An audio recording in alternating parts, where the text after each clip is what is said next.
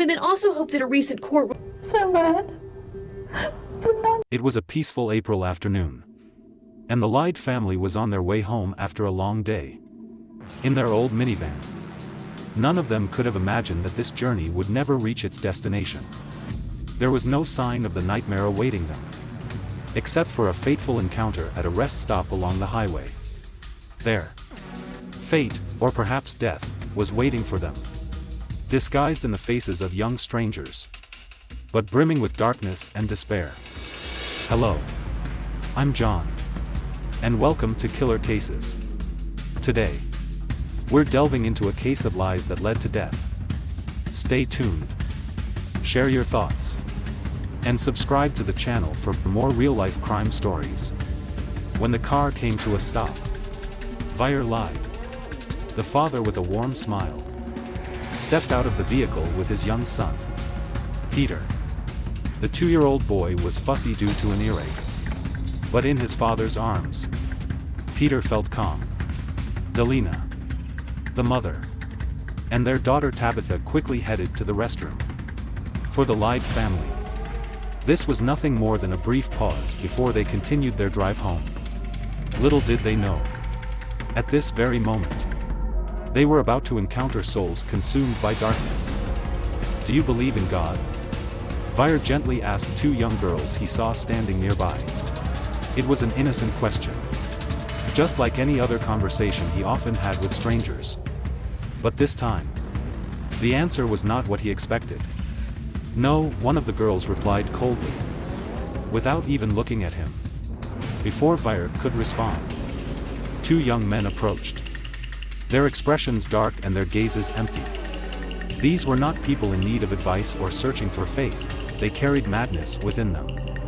And death was already in their hands. Stay quiet, and no one will get hurt. Joseph Reiner, the leader of the group, suddenly pulled a gun from his jacket. His voice was as cold as his eyes. All we need is your van. But of course, when a gun is drawn, such words are always lies. There was no turning back now, and the Lyde family was forced back into their own minivan. But this time, they were no longer in control. They had become hostages on what would be the final journey of their lives.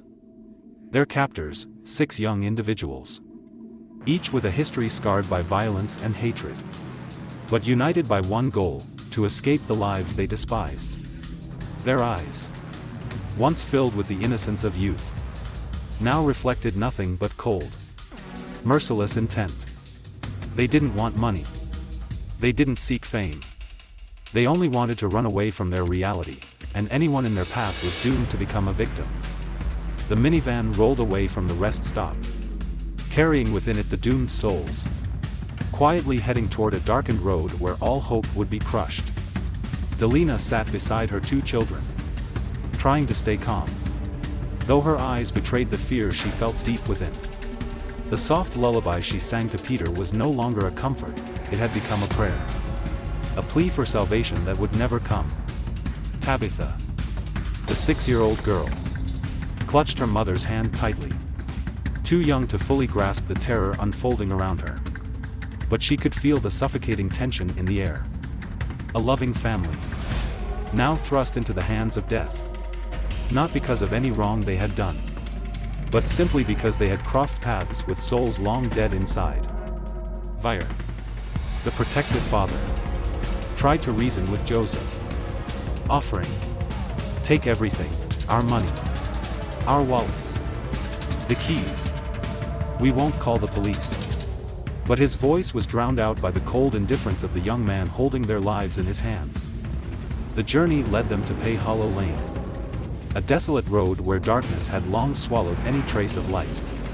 There, the Lyde family was forced out of the van, lined up one by one beside a shallow ditch, while their captors watched them with empty, soulless eyes. "This isn't your fault. But we have no choice," Joseph said with chilling calmness before the gunfire shattered the night's stillness. The first bullet ended Vire's life. Then came Delina's turn. She had tried to shield her children, but her efforts were in vain. Death arrived too quickly. Too brutally. Only Peter, the 2-year-old boy, remained breathing. He survived. Not out of mercy, but because the killers left him behind. Too indifferent to end the life of an innocent child. In Knoxville, Tennessee, a peaceful small town where the green hills and breezy afternoons create the perfect backdrop for families seeking serenity, the Lyde family had found their dream home. They weren't wealthy, but they had everything that anyone could ever wish for: a life filled with love, happiness, and unwavering faith. Vire Lyde, the father, was the embodiment of kindness and dedication. He worked tirelessly to provide for his family. But what made him truly remarkable wasn't just his hard work. It was the light in Vire's eyes whenever he spoke about his faith, a deep belief in Jehovah's Witnesses. Vire didn't just live with his faith, he radiated it. Every time he smiled, it was as if a breeze of peace swept through those around him, making them feel a calm that was hard to describe. His friends, neighbors, even people who met him just once, remembered him as a man with a generous heart, always ready to help. Delina, the mother, was the heart and warmth of the family. She was the comfort Vire sought after long days of work. The loving arms that their children, Tabitha and Peter, always turned to. For Delina, every day was an opportunity to love more, to nurture her children with patience and boundless affection. She didn't need many words to express her love, every action she took spoke volumes. From preparing breakfast for her family to the small bedtime prayers each night, Delina created an atmosphere of warmth, where happiness was never far from reach. Together, they had Tabitha, a 6-year-old girl as radiant as the morning sunlight. Every step Tabitha took was accompanied by the sound of laughter, and her innocent gaze filled her family with pride. Peter, their 2-year-old son, was just beginning to take his first steps, discovering the world with wide-eyed curiosity. His every stumble was a new adventure, a world he was just starting to explore.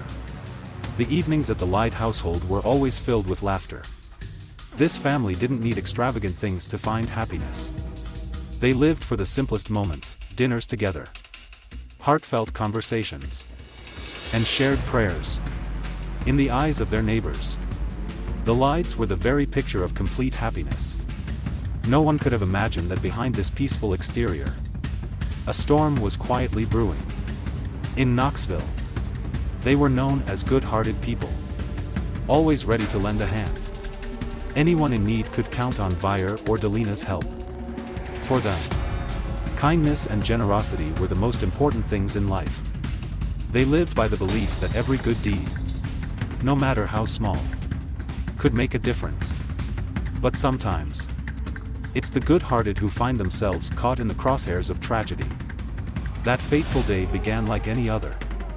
Vire and Delina had taken their children to a religious convention, where they met and exchanged thoughts with others who shared their faith.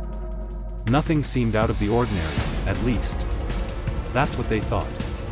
They had no idea that as they climbed back into their car to head home, a chain of horrifying events had already been set in motion. A rest stop along the highway, just another quick pause. Like so many others before. But this time, the perfect life of the Lyde family would be shattered forever. They didn't know that waiting there was a group of teenagers filled with darkness, souls for whom life was no longer about faith and love, but only hatred and the desire to kill. Vire, as always, stepped out of the car with his familiar smile, unaware that his family's fate now lay in the hands of people who had lost all sense of humanity. Delina, with a mother's instinct, sensed something was wrong, but she couldn't stop what was about to happen. And the innocent children, still carefree amidst the calm, had no idea that their destiny had already been sealed, a path leading toward death. It all started like any other ordinary day. After a peaceful morning at the religious convention, the Lyde family left the center, feeling at peace. In that serene atmosphere, they couldn't have imagined what awaited them on the road back home. A family filled with love. But fate had charted a different course for them. Their old minivan sped along the highway, heading back to Knoxville. Inside, Vire was behind the wheel, his heart calm after what he believed had been a tranquil day. Delina, his wife, sat in the back with their 2 children, Tabitha and Peter, occasionally engaging in light conversation. Tabitha, with her bright eyes and cheerful laughter, had no idea that her life would change forever in just a few hours. After driving for some time, and with Peter, the 2-year-old, starting to fuss from exhaustion, Vire decided to pull over at a small roadside rest stop. It was just a small decision. A routine stop he had made dozens of times before. But this time, the rest stop wasn't just a place to stretch their legs, it would mark the beginning of a nightmare from which they would never escape. Vire stepped out of the car, holding Peter to help calm him after the long drive. Delina and Tabitha quickly headed toward the restroom, leaving him standing there, watching the world pass by under the fading afternoon light. There was nothing unusual, no sense of impending danger. Everything seemed peaceful. But death had already started to creep closer. As he stood beside the car, Vire's gaze caught sight of a group of teenagers gathered nearby.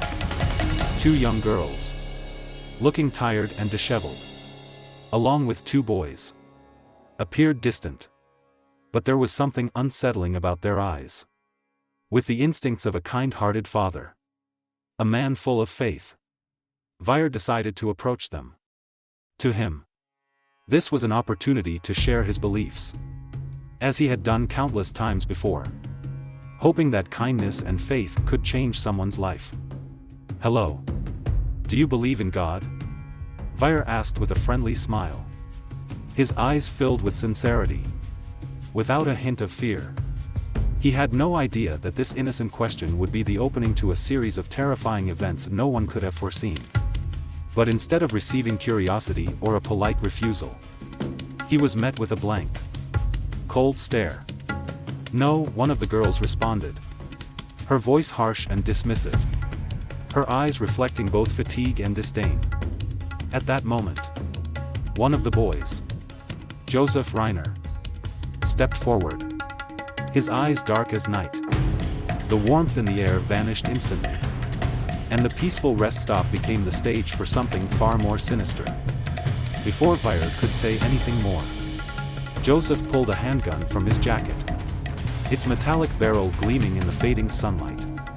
The tranquility shattered in a heartbeat, replaced by an oppressive tension that gripped the air. "Stay quiet, and no one gets hurt."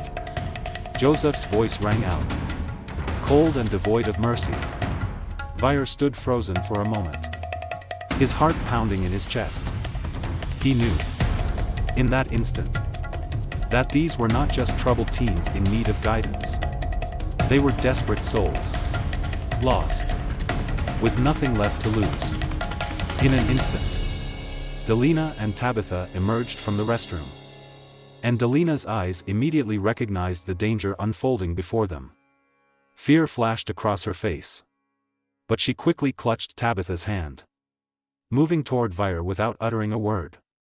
They had no choice, the Lyde family was forced back into their van. But now, they were no longer in control. Vire tried to reason with Joseph, his voice steady but trembling slightly.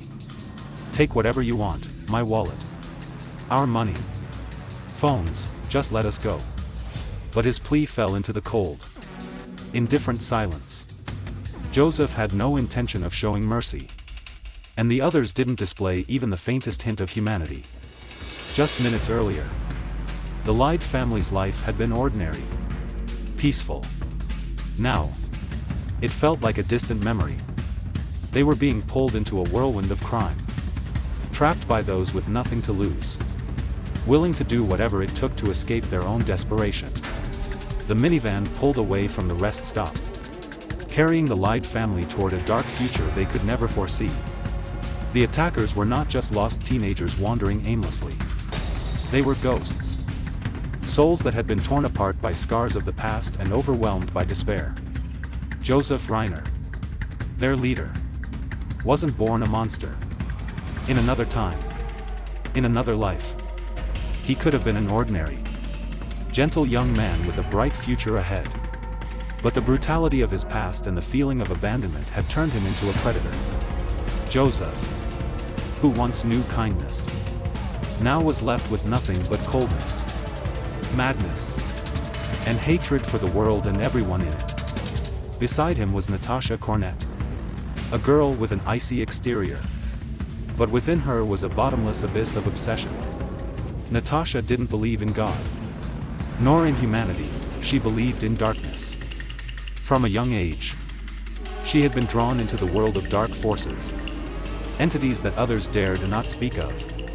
She didn't just accept the darkness, she embraced it, calling herself the daughter of Satan. For Natasha, love and salvation were myths.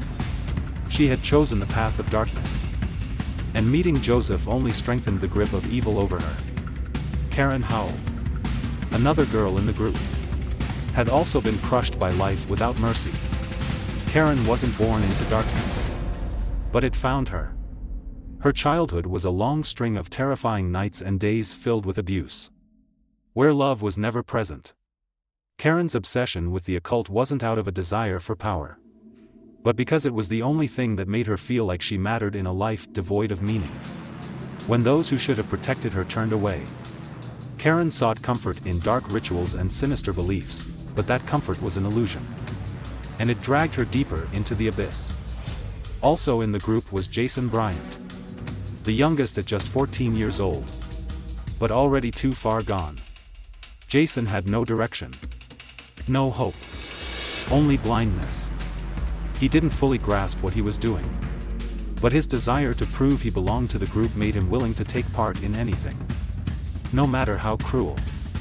Jason was a pawn, easily manipulated, and the older members of the group used his naivety to pull him into the whirlwind of violence from which he could not escape. Finally, there were Edward Mullins and Crystal Sturgill, two more lost souls. No different from their accomplices, they were trapped in a hatred of life, swallowed by despair. Edward, whose life had been beaten down, and Crystal, who had endured abuse and loneliness, were now empty shells, only seeking to survive in the darkness.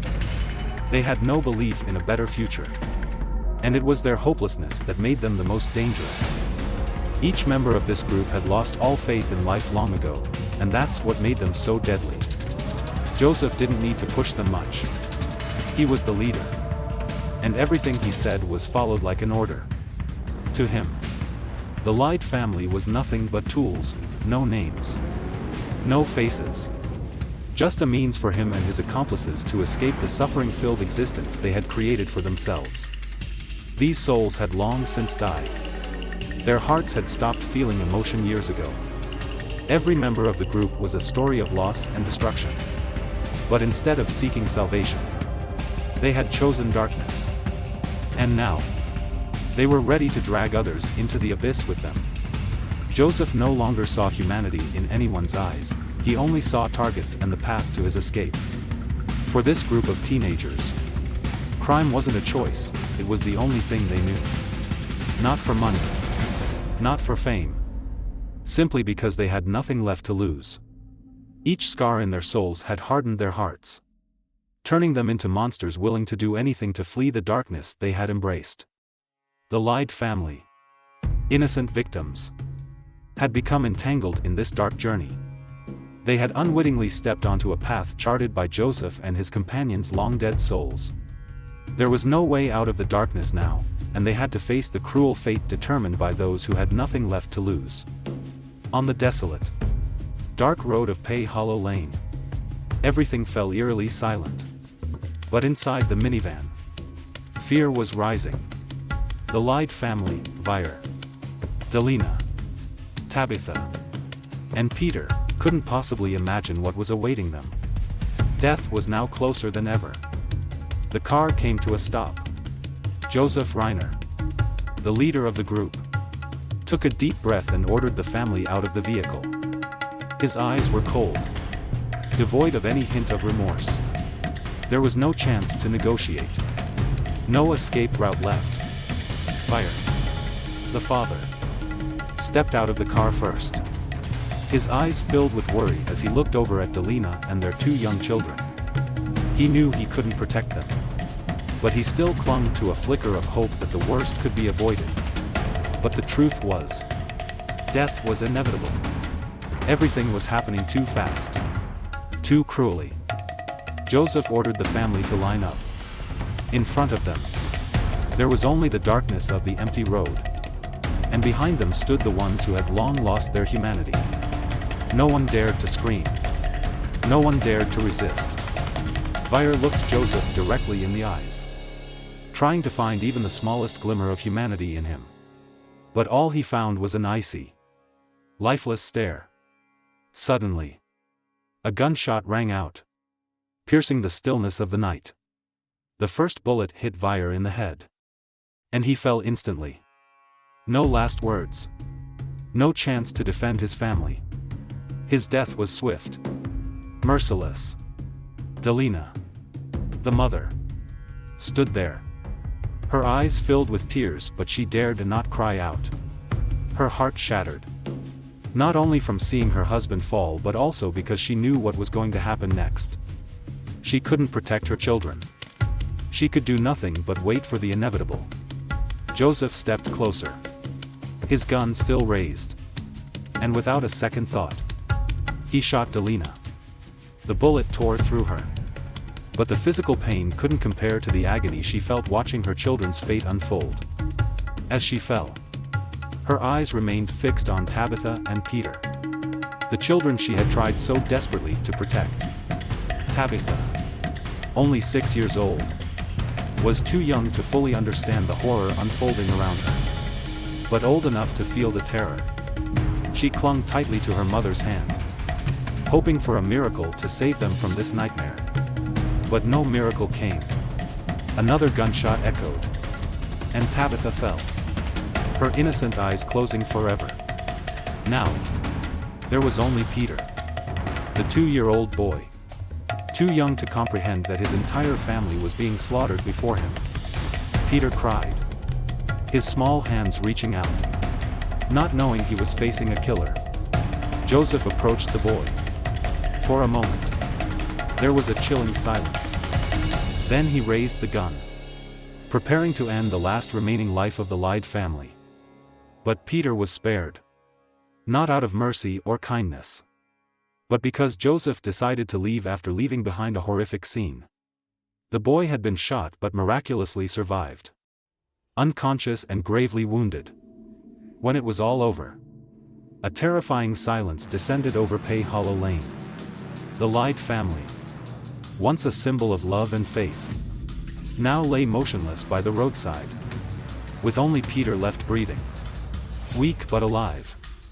The police arrived hours later, but what they found became a nightmare they would never forget. The bodies of Vire, Delina, and Tabitha were scattered near the ditch, and a small, severely injured boy still lay there, surrounded by blood. Peter had survived. But his wounds were not just physical, they were emotional scars that would haunt him for the rest of his life. The night on Pay Hollow Lane would forever remain etched in the minds of those who witnessed it. An unhealable wound. A tragedy that could never be erased. After leaving behind a blood-soaked crime scene on the desolate road of Pay Hollow Lane, the murderers jumped into the Lyde family's minivan and disappeared into the night. The roar of the engine shattered the silence, serving as a grim reminder of the death they had just unleashed. Inside the vehicle, none of them dared to look back at the horrific scene they had left behind. But their faces were tense, their fear evident. They knew that time was running out, and justice was close behind. Joseph Reiner gripped the steering wheel tightly, his dark eyes focused ahead. He knew full well that this journey couldn't last forever. Their goal was clear: reach the Mexican border, where they hoped to escape the reach of the law. These weren't professional criminals, but they understood that failing to cross the border would mean a death sentence. Inside the minivan, Remnants of the Lyde family remained, personal belongings that the murderers had kept as trophies of their horrific crime. These items were not just evidence. They were chilling symbols of a night when lives were taken. And fate was crushed. In Joseph and his accomplices' minds, every mile driven brought them closer to freedom. But they were unaware that the net of justice was tightening around them. Just hours after the grisly discovery at Pay Hollow Lane, a massive manhunt was launched. The image of the stolen minivan quickly spread across state lines. And local and federal law enforcement worked together to track down the killers. No one wanted to let these murderers escape. No one was willing to let them slip through the cracks. As Joseph and his crew barreled south toward the border, panic began to creep into the vehicle. The once cold, emotionless faces of the group started to show signs of fear as they realized the police were closing in. They knew that if they didn't cross into Mexico, it would all be over. Tension mounted with every second. When the group finally reached the border, a glimmer of hope began to flicker in their minds. But as they arrived at the checkpoint, a new nightmare began. They didn't have the proper documents to cross into Mexico. The ruthless killers, who had shown no hesitation in taking lives, were now facing the reality of their failure. They were denied entry. In a desperate move, some members of the group tried to cross the border illegally, leading to a confrontation with Mexican authorities. Jason Bryant, the 14-year-old, was injured in the scuffle. The tension within the group hit its peak as they realized their dream of escaping had crumbled. There was no way out. Forced to turn back, the killers had nowhere left to hide. As they headed back toward the U.S. border, law enforcement was waiting. The road was blocked. Border Patrol agents surrounded the minivan. And within moments, every one of the murderers was taken into custody. They couldn't escape. Inside the vehicle, police found the personal belongings of the Lyde family, undeniable evidence of the heinous crime they had committed. Family photos, house keys, and other small items became the haunting proof of an unforgivable atrocity. Though justice had been served with the capture of the murderers, questions remained unanswered about that fateful night. Who really pulled the trigger? Was Joseph Reiner, with his cold, calculating eyes, the sole killer? Or did Jason Bryant, the 14-year-old boy, also play a significant role in the massacre? The group's stories contradicted each other, with each one trying to shift the blame. The truth was clouded by lies and deception, though the full truth may remain elusive. One thing was clear: none of the killers could escape the horror of what they had done. They may have fled the scene, but justice found them, and their guilt would be punished. Peter Lyde, once a fragile 2-year-old boy, survived one of the most heinous crimes in recent memory. Today, he is no longer that defenseless child lying next to his mother's lifeless body on that dark night at Pay Hollow Lane. Peter has grown up, but the weight of that tragedy has never left him.